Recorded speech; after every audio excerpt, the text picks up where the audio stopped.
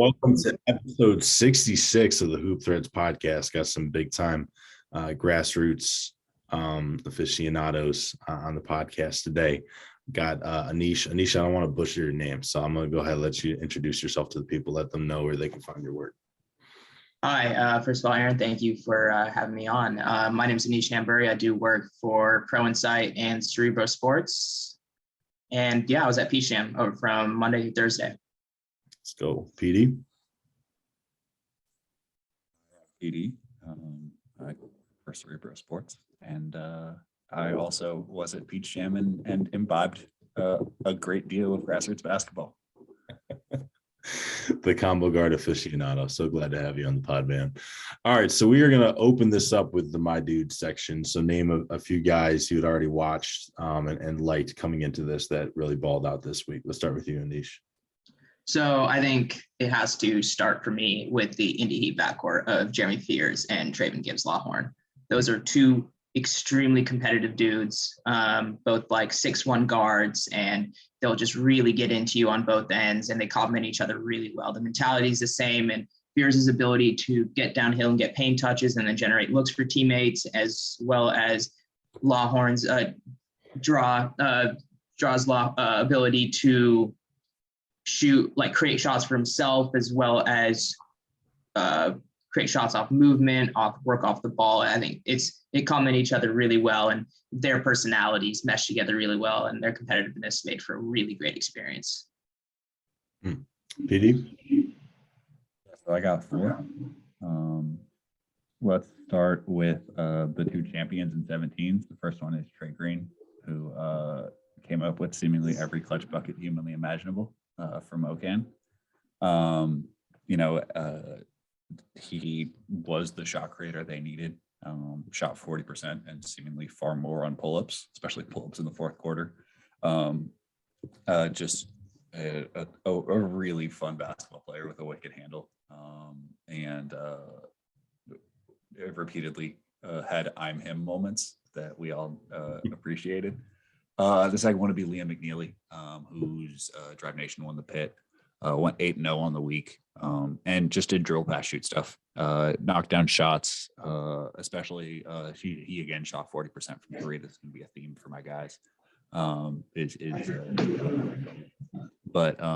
Liam, really had a lot more maestro moments on ball than I think I had seen from him, and I think much more passing chops, and especially passing chops getting to spots at lower levels.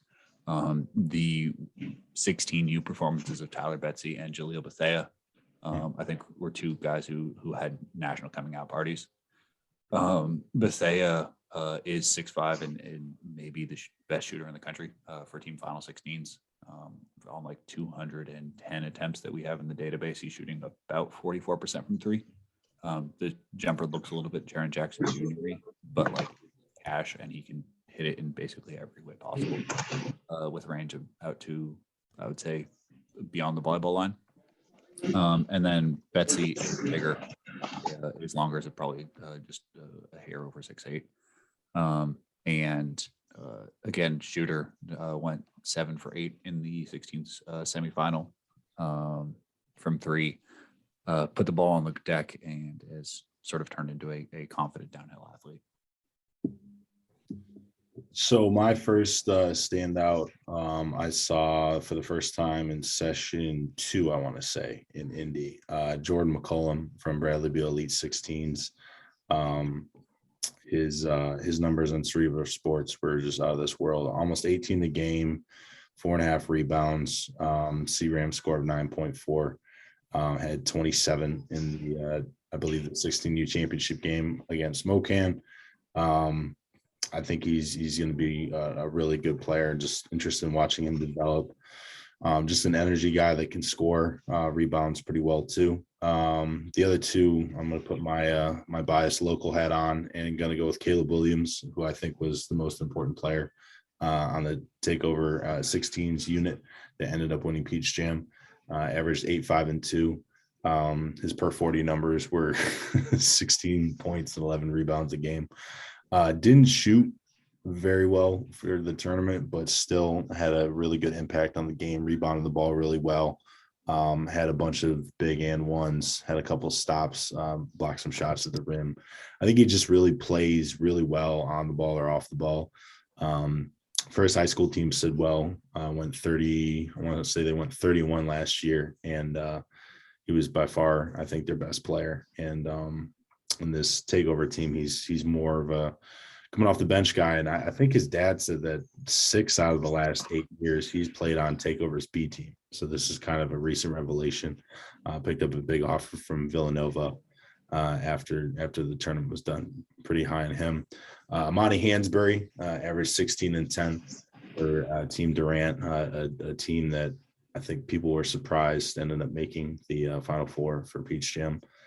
Just rebounds the hell out of the ball. I know that Villanova was really high on him after this tournament, and then they also had a couple other high majors that offered them immediately afterwards. I think his rebounding really kept a lot of games, and he was super valuable to their run. So for the next question, we're going to go to prospects that popped onto your radar. So we'll go ahead and start with Aneesh again on this one. Yeah, so funnily enough, 2 of the guys that PD mentioned were names that I had not seen before, and that really caught my eye. Those would be Jalil Bethea and Tyler Betsy. PD had told me about Bethea before. I don't think he had told me about Betsy, but regardless, they're 2 extremely good players.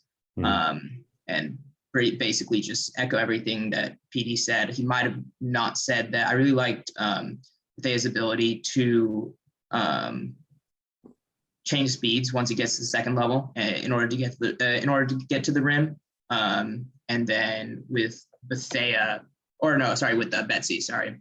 I was impressed with, like PD said, the wiggle he had with the ball and his range defensively. Okay. PD? Yeah, I would say that I was this is the first time I think that it really clicked for me that Gavin Griffith is like an NBA guy. He played 5 games. He had to sit out parts of the season with an eye injury. And in his 5 games at Peach, averaged 12, 5, and 2 with real secondary ball handler ability, shot 40% from 3, got to the free throw line a fair amount, flashed, very nice run and jump athleticism, and had a true shooting over 60. I mean, he's sort of everything that NBA teams are looking for on wings. Slides his feet with wings pretty well. He's not somebody you want taking point of attack duties, but as a complimentary wing, that's certainly a bonus. And he's a guy who, while committed to Rutgers, if he had waited to do so for just a couple of weeks longer, would have been a blue blood guy for certain. A really impressive big wing prospect that is going to be on NBA radars for the next 2 years.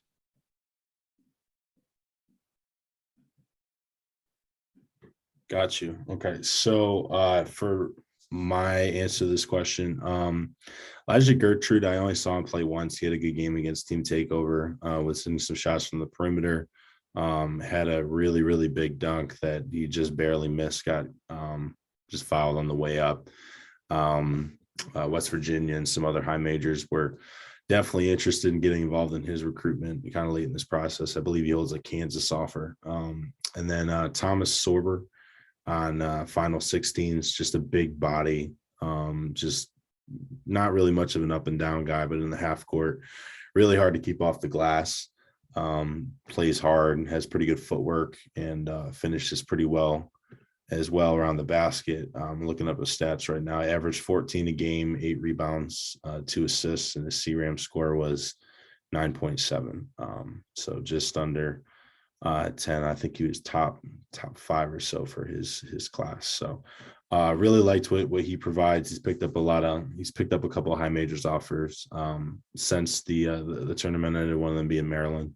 I think that'll only continue to progress. So let's move on to U15s, kids that we are most excited about. We're going to add in a caveat of non-boozer / flag related prospects, because those three guys are definitely pretty well talked about. So Aneesh, what do you have for this one? So if I could not talk about those two, the first person that popped in my head is Tunde Sufu, who is a 6'6" wing who plays for Why Not's 15 team. And he is an absolute physical monster. Like his physical profile reminds a lot of people of Jarris Walker. And he's an absolute monster on the glass, absolutely destroys possessions defensively, just with his ability to, like, his strength, his ground coverage, and can really, like, especially for a 15U, can really cover a lot of ground. And then as an offensive player, can do a little bit of everything. He's a little bit more, he is a little bit more reliant on his power, but the skill flashes are definitely there. When he's like attacking the basket, almost no defender matters to him. He can get through just about anyone. Flashes playmaking and can play within the flow of an offense as well as take creation reps. And I really think the jumper looks clean, especially from the mid-range. If you leave him open, he's going to make enough threes to make you pay. Cool. PD? Yeah, well, let's just cross one of the names I had right off the list. I'm a huge believer in Tunde and had a ton of fun watching that Why Not's 15s team.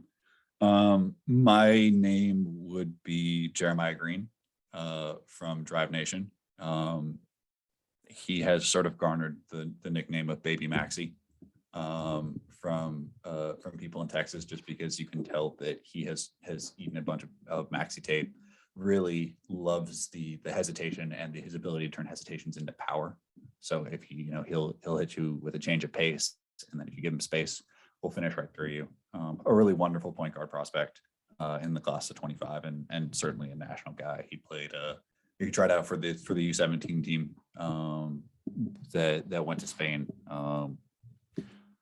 Really gets downhill easily. That drive team was a bunch of fun to watch, and I think that one of the reasons that Green isn't mentioned as sort of like one of the 5 or 10 names out of 15s is that it's so balanced that you can watch them play and come away with high major impressions from 4, 5, 6, 7 dudes on that roster. Not entirely different than the Knight Riders team that went, that ended up taking the title.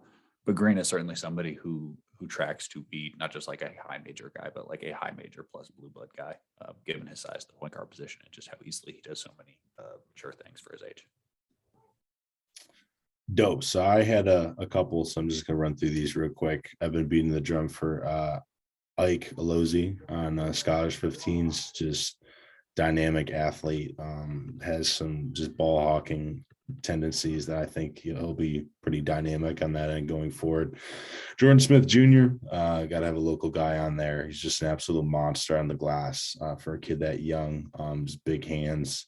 I tell a lot of people this story. I was recruiting him when I was an assistant at DeMatha, and I was watching him play as a 7th grader, and he took a rebound off of the top of the square, landed, went right back up and scored.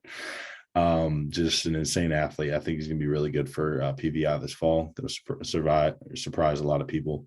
Really love Charles Love. I believe he's the 3rd on Mocan 15s.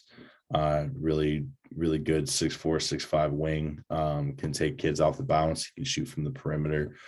He's got some ball skills. I like him a lot both times that I've seen him play, both this session and then earlier sessions. And then he was a bit up and down this week, but I'm really high on Landon Clark on Maine United 15s, already 6'7", can shoot a little bit, can take it off the bounce, defends, plays really hard, boards it pretty well too. So I think that's definitely a name to watch moving forward. Just plays off of Cooper fairly well on both ends of the court. I thought that you were going to talk about him, but Daquan Womack for takeover 15s as well. I've really liked his progression as a wing. PVI used him much more as a big alongside Gerdak, and it seemed that there's been a focus for him to take the sort of big wing mantelpiece to use his strength on the perimeter. while also doing, finishing stuff and defensive rebounding. And I've been really impressed with how he's adapted to that role on 15s. I mean, he's somebody who physically could easily have played 16s, but to take this summer to really work on those long-term skills has been very impressive, and will bear developmental fruit for him. Yeah, and he shot it really well. I don't have the numbers in front of me, but just anecdotally, I mean, all three of the games that I watched him play, he hit a couple of shots from the perimeter. So, and then also, I think he's kind of taking on a new role of, trying to be a defensive stopper. He's 6'6", almost 6'7", big body, but he moves pretty well for that size, like you said. So, all right, so let's move on to the U16s. Let's talk about some U16s that we're excited about. We'll start with Aneesh again. Yeah, so I wanted to really quickly highlight Marcus Allen, who I only saw about, I want to say it was like 5 minutes of live, but the numbers that he had at this event are extremely impressive. Average was the 11th best player in 16U according to Sorber CRAM metric, and was averaged. Let me pull it up. I should have had it. 18 points a game on 50% shooting, earned 4 free throws per game, and had about four steals and blocks combined as well. So his ability as a downhill scorer and playing as the main guy, especially with Card Knox playing up and as a defensive events creator, really stood out as something I am planning on catching on film in a little bit of time. And then the guy that I did see a full game of was Con Nupel on Phenom U, was actually the highest rated player in Cerebro CRAM for 16U, and just absolutely shot the lights off the ball. Averaged 23 points a game on 60% true shooting, 50% from the field, 42% from three on 9.5 attempts per game, which is absolutely insane.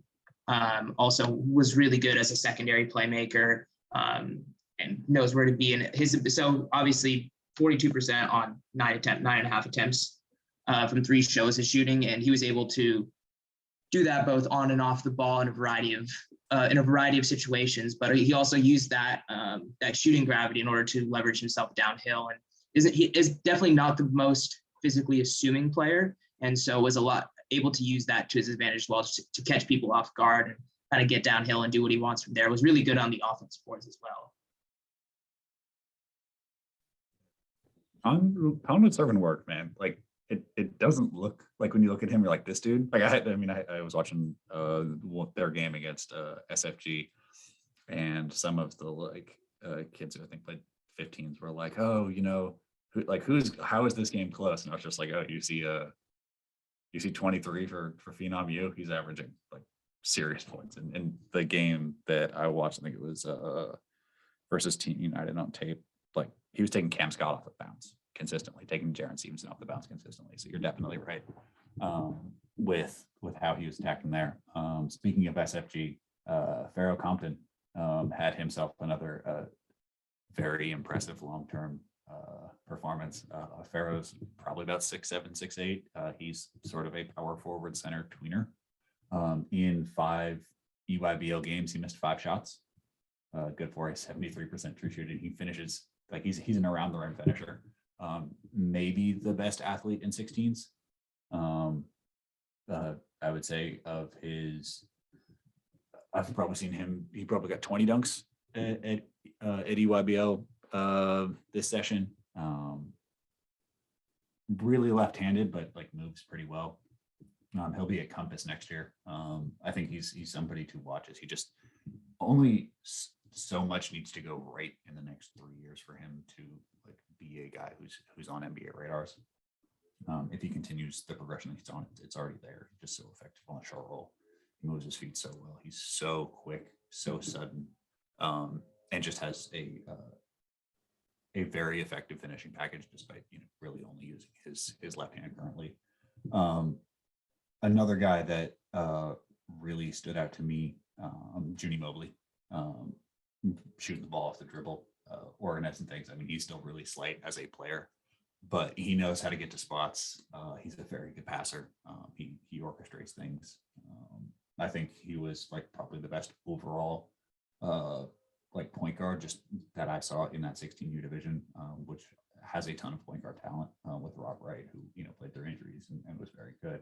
Dylan Harper, who also played through injuries to his shoulder, getting friends to the final, and LeBaron Philon for Knight Riders, who I think is extremely impressive as a long-term guy.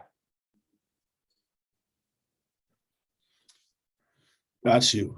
So my two, we already kind of touched on it earlier, but I'll just mention them. Jaleel Bethea. PD's been talking about him for quite some time. Finally got a long-awaited offer from Villanova, who I'm showing a lot of love to, but I don't know if their offer stood out to me this past weekend after the games. Really shoots it really well. He's long to decent athlete. I think his name will continue to grow with some buzz. I think he can really play. I think he was probably their most important player this side of their big man. So Sorber. And then Garrett Sandra, I've really enjoyed watching his development. He was originally just really annoying for opponents on the offensive glass, just extends a lot of possessions. Really good defender. Set screens, rolls, rebounds, just does all the little stuff. And he just kind of really excelled in that role as a role player. But I'm starting to think that he might be more than that, especially at the next level. I think he's, in my opinion, a bona fide high major recruit, just how hard he plays. Now he's grown to about 6'9", can handle the ball, take some bigs off the bounce, and just competes, plays really hard. I think he's just a role player extraordinaire. And I think he's going to, just pop on a lot more radars. Picked up an offer from Rhode Island after the last the high school live period, and I think he picked up another one or two after this one. So really excited to see his development, and I think he's definitely earned his minutes in this stacked PVI roster that's coming back next year. So let's move on to the next question. So the team that either ran the best stuff or your kind of favorite team to watch. Let's go to Aneesh on this one. So yeah, I think there's in my opinion, from what I saw and what I've seen over EYBL this year, and honestly years in the past, it's MoCan. Rodney Perry is an excellent coach.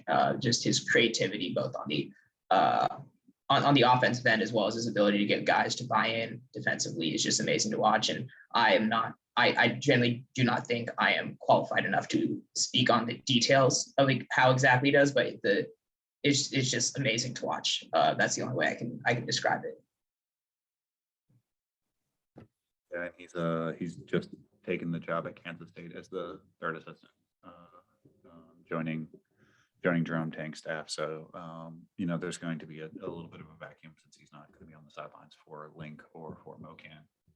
But this is a hell of a way to go out. I would say the two teams that I enjoyed the most, I really loved the 77 sets that Indy Heat ran.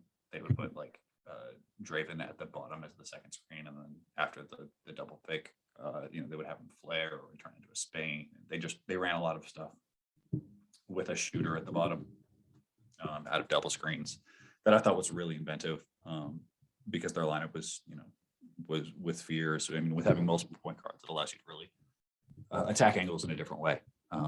And felt they really did so early in shot clocks too. I feel like sometimes teams who run great stuff can sort of waste the first seconds of a shot clock. They're just to get to an action they like, but so much of the Indy Heat stuff came out early. I really appreciated that. The second one would be the Phenom U16 team. They had just shooters everywhere, and they would run veer stuff, slips, really using the gravity that their shooters created to create positive angles for not the most impressive athletes, but just giving their guys extra chances to score and putting as much defenses in as many poor choices as possible. Do you want to show to try to get ahead for a shooter, or do you want to sit back to take away the slip and potentially give up a three? It forced really tough decisions, and I think that it's a great mix of knowing your personnel and consistently putting them in situations where they can showcase their strengths. Got you. For me, the favorite team to watch was definitely the Takeover 16s. Said before it began that I really like them. in general, I think that their depth is really impressive. They bring some guys off the bench that I think would start for a lot of other teams, and you could watch 4 of their games and you would have 4 or 5 different standouts. Just one guy will step up and score 18, 20 points, and then the next game will be something different. And I think those are the most difficult teams to play against. The Mocan 15s, I'm actually going to show some love. I met their coach, blanking on his name right now, but he ran a really, really good L-cut set out of a timeout where he had a cutter and it was a screener action. The second screener came off the guy who set the first one. So you either have the backdoor layup or the 3 on the near side. Just really ran a lot of good stuff, and they moved the ball really well, played hard defensively. And that's really something I think is pretty hard to get out of your 15s units, just as they learn about the spacing of high school basketball. So, all right. So, sorry. There's final 17 and 16, just for 2 separate, like, small elements. 16's final has a beautiful press breaker where they use the screener as sort of a dummy to float into space, and it made it very difficult for teams to press their guards. Because it put so much early pressure and allowed them to use the out of bounds, the inbounder very creatively as a striker down the sideline, if need be. And then final 17 is how they use Justin Edwards, always putting him in motion, go screens, circles, just like they had so many creative ways of always making sure that he had tilted catches. And I thought that was a really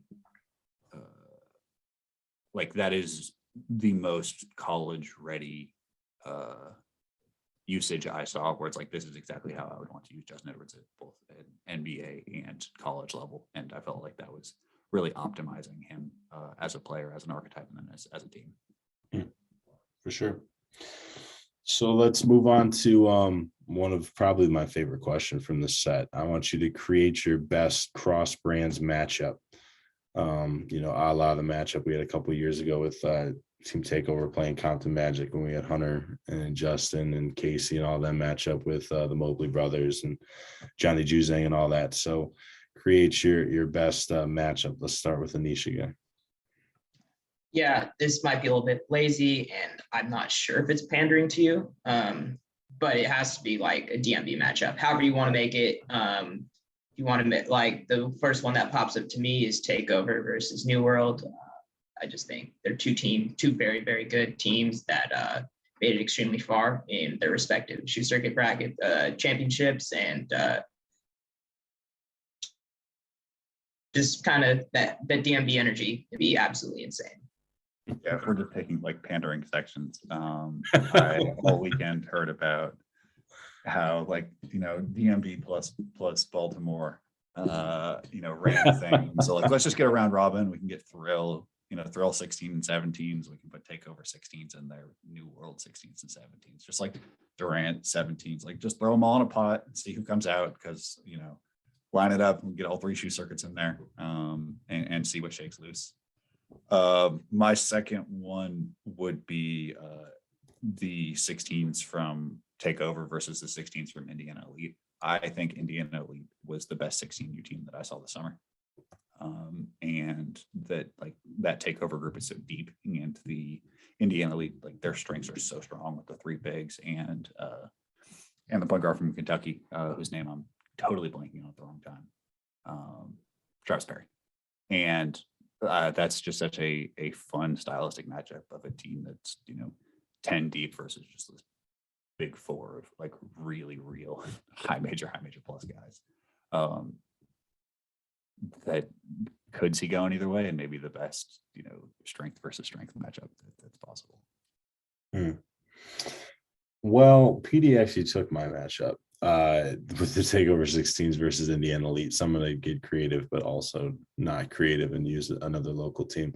I think it would be really interesting to see New World matchup with either Mocan or Mocan 17s. I think that would be intriguing. I think that New World actually has a lot of athletes. 2 of their kids that are playing up, Kenai and Mustaf both really played really well in the final session in the championship run through Adidas. I think that would be an intriguing matchup.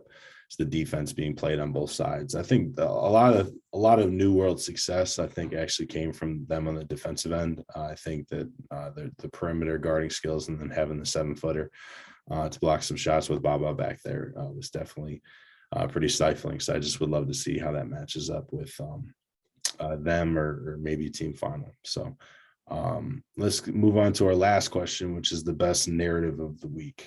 Let's start with you, Aneesh. Yeah, so I think the best narrative story thing, I would love to highlight the CP3 versus New Heights Lightning 17's game and the environment surrounding that. We got there probably around halftime. I think halftime of the previous game, and they were already absolutely full, waiting for people, and people were also waiting for the next game. And so we barely got in. We found like the tightest corner of the seats, because of course there are obviously college coaches there who are taking up the entire other side. So we were able to squeeze in there, and the game got delayed probably 15 minutes because they let too many people into the gym, and the New Heights family, like a group of like New Heights family, couldn't find anywhere to sit. So it took them 15 minutes to get that sorted out. And the environment of the game, to be honest, it probably wasn't the most well executed basketball game, but that New Heights family section got put next to a very vocal member of the CP3 family section, and both of them were just going back at it, back and forth throughout the entire game. It was absolutely entertaining to watch, and it was probably the best in terms of environment AAU game I've been at, just because the New Heights section, New Heights is probably travels the best out of any AAU team I've ever seen. I could be wrong, but that's just off the top of my head. And then CB3 with Dillingham has such a huge following, and then Gigi, the number one player in 23 before he reclassed, just that crowd, just the most amount of people as well as the most chaotic people, just so fun to watch, basketball aside. Any DC, Philly, New York City matchup, is going to get focal on them sidelines. The team final and team takeover matchup, it really felt like a high school gym. They both have like their own cheering sections, like student sections of the younger teams, rocking with them, in addition to the parents that were very vocal. So that one was a lot of fun. What you got for this one, PD? Yeah, if I could just say the City Rocks versus TTO game also at 17. Yeah, that was good. Also, that had an environment that I feel like people may not forget for a while, especially on that City Rock side. I think the best narrative of the week for me is like the resurgence of Caleb Foster. Foster had a really rough year at Oak Hill. Just like a big burly scoring guard who got downhill well, but was known for like you had to defend him straight up just because of how good of a shooter he was. And last year he couldn't really shoot. Struggled to create off the bounce. It felt like the book was out, but the jumpers looked fine. And over the summer, he's really gotten it back. Averaged 25, 6, and 5. One of the 5 best performers according to CRAM from this. And it's not just that he was so effective, it's the way that he was so effective, shooting over almost 45% from 3, taking them off the bounce, really looking like the Foster that was a contender for like top 10 in the class. And just to see him bounce back this hard and to like really regain it at the best possible time with most people watching was both really encouraging and just something that I'm really excited to see, because it's fun to watch him hoop. Because dudes can't stay in front of him. If you do stay in front of him, you get a shoulder, and if you back off him, you get a 3. So it's for me, it was something that I was really enjoyed seeing, and it actually made the BABC versus Thad one of the best games to watch of the year. It was like at the 9:30 game, and like Reed went crazy, TJ Power went crazy, and Caleb Foster went crazy. Reed Ducharme, the GOAT, our pod's favorite. I'm gonna flame a member of our squad that definitely should have been on this podcast, Jake Rosen, for not only wanting Starbucks once for breakfast, he wanted it twice. He wanted us to go out of our way to get Starbucks for breakfast. So Jake Rosen, shame on you, sir. Good luck in your job interviews this week, but shame on you, sir. There's so many better breakfast options to choose from. So I'm gonna open the floor real quick. Any parting shots? Any last thoughts for Peach Stam that are still in the chamber for you guys?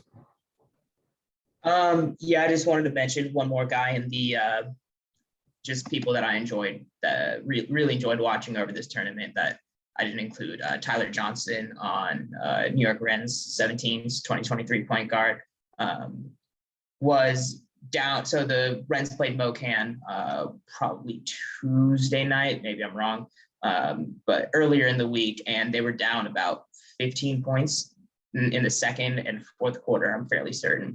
And Tyler was almost single-handedly got them back into the game both times. They ended up losing, but his performance in that game was absolutely outstanding. His ability to get a bucket in however way he needed to, and he mixes modern point guard skills with the classic like New York grit extremely well, and it's a great combination to watch, and someone who I think is really underrated in the current rankings. Got you, PD. Yeah, I mean, I didn't partake in the live experience because I'm not really big into crowds, but like Bronny is extremely good. And it's also like Bronny's good in a way that doesn't translate to mixtapes very well, which I feel like is a problem for many people currently in the space who maybe don't know as much basketball. But like he's a really high value connector who's going to win basketball games with smart passes, with understanding when to pick his spots with shot making. Again, he shot 42% from three, I believe, but he's not like, he is a extremely valuable role player. You know, think of him as a secondary or tertiary wing, especially as a point of attack defender. But if you're looking for him to like do like Dillingham stuff or Aiden Holloway stuff, who are both, you know, very gifted creators who do it with space creation and do it with verve, Bronny's just never going to do that. And I think that so much has been caught up in aesthetics for him that it doesn't look cool, that people forget that like he's a winning basketball player, and when given the opportunity to play on a team that, you know, makes sense in the same sort of the Anthony Melton, Alex Caruso style role, he's looked phenomenal and really produced. Just asking him to, you know, go 1-4 flat and to do Dykeman stuff is just not really where his archetype lies. And I think that his spot in national esteem has suffered from how hard it is to make a mixtape of smart diagonal rotations or ground space coverage. And the rim protection from, you know, a 6'3" guard. I think I might have talked to you about this, but like nobody knows where Bronny is going. But like if he goes to Michigan State, again, extremely hypothetically, I do not have sources. Is like if he goes to Michigan State and it's him and Fears, that's the best like shot blocking backcourt of all time. Because like Fears like high points people in the half court with two hands. Like Fears is like a legitimate weak side rim protector, and Bronny is too. And so like again, I'm not saying that like that is what's going to happen, but it would sure be awesome if it does. I just think that like so much. I don't think that I've ever seen a kid this like misevaluated into something that he's just like, people are trying to make him into something that's like does not show up on tape, not because he's like sorry and they're trying to make him good or something, is that he's just good in a far different way that doesn't translate if you don't really know what you're doing with it, like about ball. For sure. All right, appreciate the time, gentlemen. Let the people know again where they can find your work, and then if you have any upcoming 7,000 word pieces that you have coming down the pipeline here soon, PD, you can share that with them. Aneesh? Yeah, so again, appreciate you Aaron, for having me on. Great seeing you. I think that, yeah, definitely the first time meeting you at Peach Jam. It was great. Great getting a chance to hang for a few days and then talk basketball for a bit. Yeah, you can follow me at Aneesh Namburi, ANEESH NAMBURI, and then please check out all of Sorber Sports and Pro Insight's work. PD. Yeah, thank you for having me. I have a number of pieces coming out in the next little bit. We have a big Peach Jam review with a lot of people. Get some thoughts from people with a lot of different viewpoints. The one thing that happens with these is contrary to what the people in my DMs ask, I can't be in 6 courts at once, so I can't see all the games at the same time. So having as many voices as possible is really beneficial because there are time slots, and unfortunately, you're never able to catch all the games you want to, just because it's impossible to be in 5 places at once. So look for that. Do a film session additionally on it. Have words on the stage Buffs event coming soon, and then I have a big piece about no metal and evaluating X's and O's that should be out shortly. You can find me on Twitter at Above the Break 3. You can find all of the metrics along with leaderboards for EYBL with Sorber Sports, which you can find the link to in my bio or